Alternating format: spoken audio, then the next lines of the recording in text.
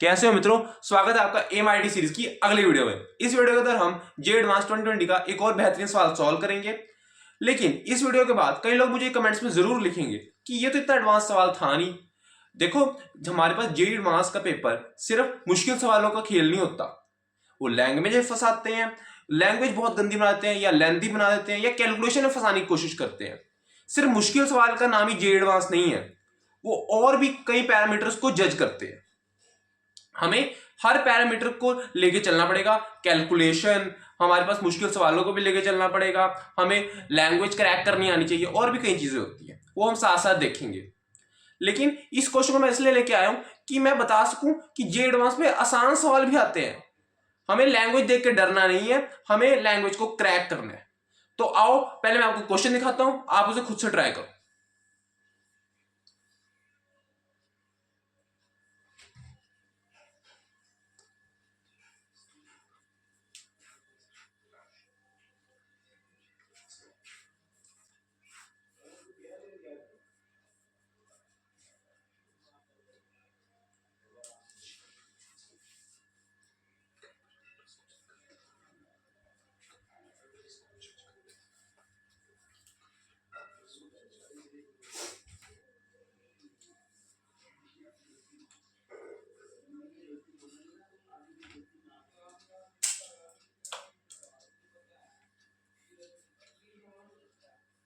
आपने क्वेश्चन को देखा होगा। देखो इस क्वेश्चन में हम क्या कह रखे हैं।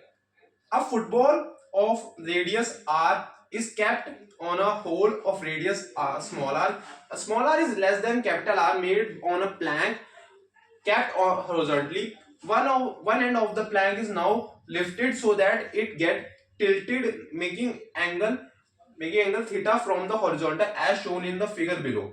The maximum value of theta so that football does not start rolling down the plank satisfy figure is systematic and not drawn to scale। ठीक, जो भी। हाँ, मैं पहले डायग्राम बना देता हूं, फिर बात करते हैं क्वेश्चन पे।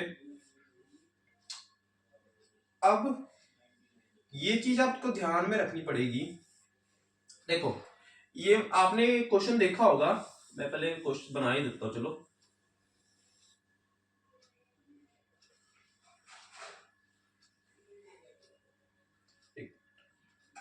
ये ना थोड़ा डायग्राम ऐसा बना हुआ है कि जिसने डायग्राम अच्छे से नहीं बनाया ना, उसका क्वेश्चन गलत पक्का हो जाएगा, चाहे उसकी कैलकुलेशन, उसका अप्रोच सारी सही है। इसने डायग्राम अच्छे से नहीं बनाया, क्वेश्चन ही ऐसा बना रखा है।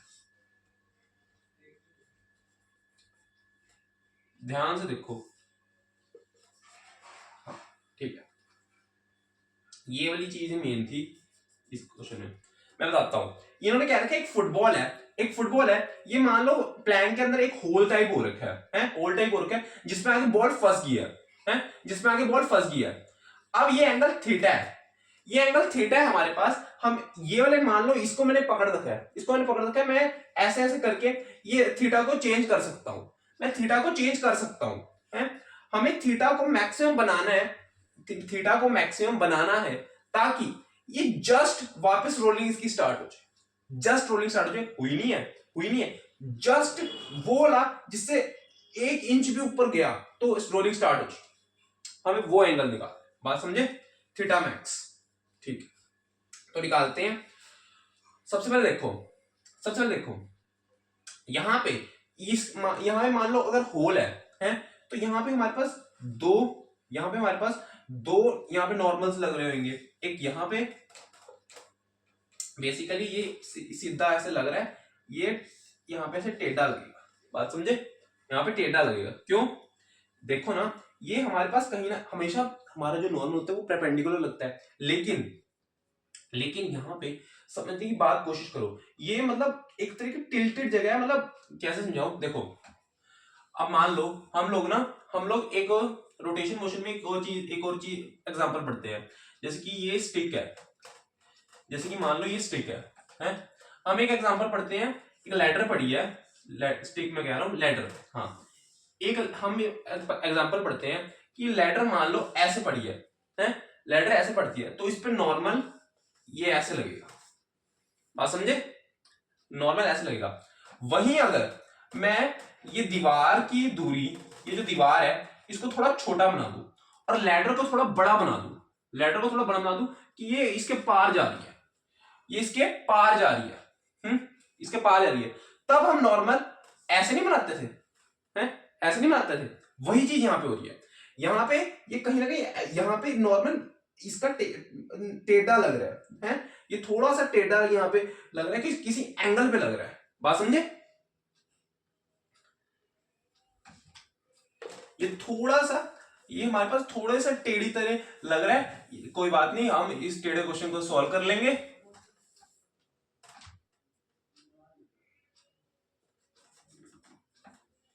अब समझो, अब एक mg, इसका सेंटर ऑफ मास तो लग ही रहा होगा, कुछ लगे ना लगे, mg तो हर बार लगेगा, ठीक है, लगेगा तो लगेगा। एक काम करते हैं, इसे n1 मान लेते हैं, इसे n2 मान लेते हैं। बात समझे? ठीक है। अच्छा, हमें कहा गया है ये वाली जो चीज है,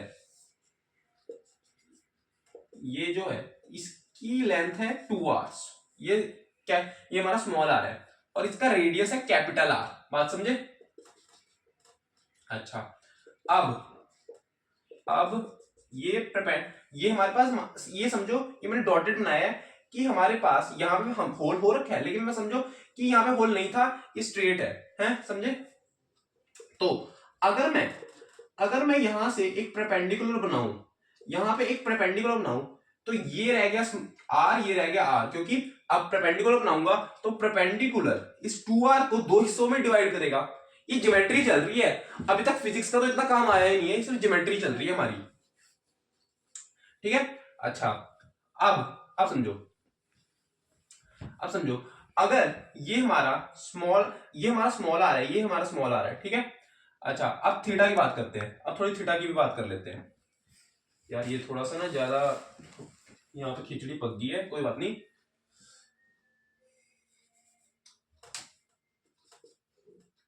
ये समझने की कोशिश करो, ये मैं थोड़ा सा ना डायग्राम सही बना देता हूं।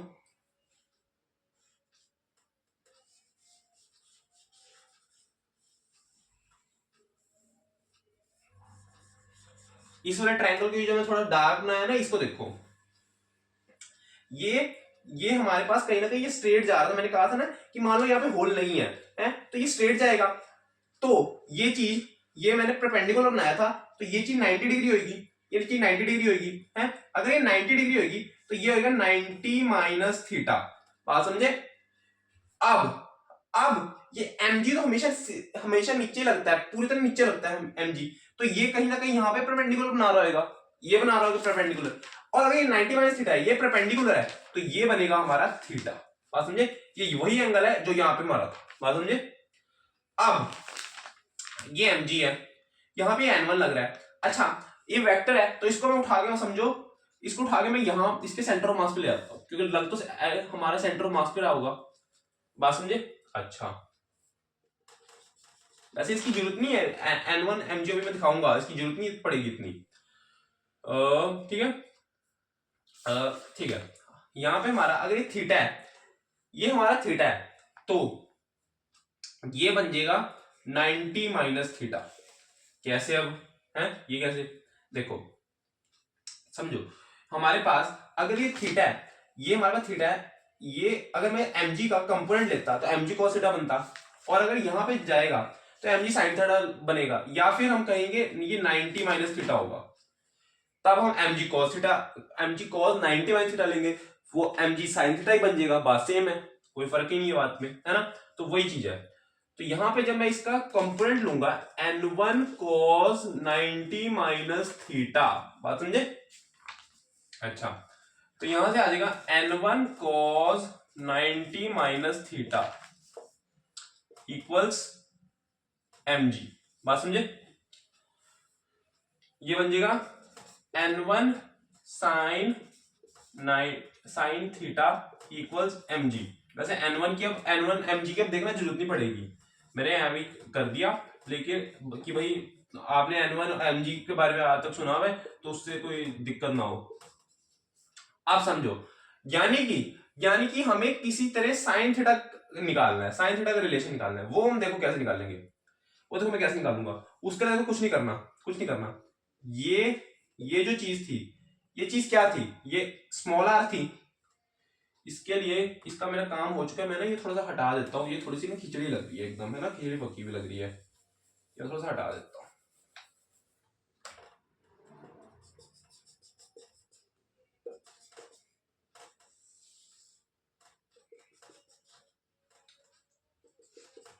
ये जो चीज थी ये थी स्मॉल आर, आधा स्मॉल आर था, पूरा 2r था। अगर ये चीज यहां पे से जुड़ दी थी तो ये तो हमारा रेडियस ही है कैपिटल आर, और ये थीटा है। साइन थीटा क्या होता है, साइन थीटा क्या होता है, परपेंडिकुलर अपॉन हाइपोटेन्यूज है। तो परपेंडिकुलर क्या है, परपेंडिकुलर क्या है, स्मॉल आर, हाइपोटेन्यूज क्या है, कैपिटल आर। यानी आंसर आ रहा है sine theta is equals to small R upon capital R. देखो N1 Mg की जरूरत ही नहीं पड़ी, क्यों, और ऑप्शंस में भी हमारे पास नहीं है। तो क्या है, ऑप्शन कौन सा सही है, तो गलत है, ये भी गलत है। तो यानी हमारा ए ऑप्शन सही है, बात समझे, ये सिंगल करेक्ट ही था, हमारा ए ऑप्शन सही आ रहा है। तो आंसर है ए। होप आपको ये सारे कंपोनेंट्स मैंने लिए, ये सारी चीजें जो ली आपको समझ में आई होंगी, मैंने कैसे अप्रोच किया, कैसे चीजों को सोचा, आपको समझ में आएगा। और आपको पता चला होगा जेईई एडवांस में सारे क्वेश्चन मुश्किल नहीं आते, हमारे पास आसान क्वेश्चन भी आते हैं, बस हमें ढूंढना आना चाहिए। वो कैसे आएगा, ज्यादा से ज्यादा क्वेश्चन की प्रैक्टिस करके, समझे। तो होप आप इन क्वेश्चन के साथ घर पे भी प्रैक्टिस कर रहे होगे, तभी आपके जेईई एडवांस में सिलेक्शन के चांसेस बढ़ेंगे, ठीक है। वो आपको ये सारी चीजें समझ में आई होंगी, सारी चीजें क्लियर हुई होंगी। और ये वीडियो अच्छी लगी तो वीडियो को लाइक कर देना, चैनल सब्सक्राइब कर देना। Okay, thank you.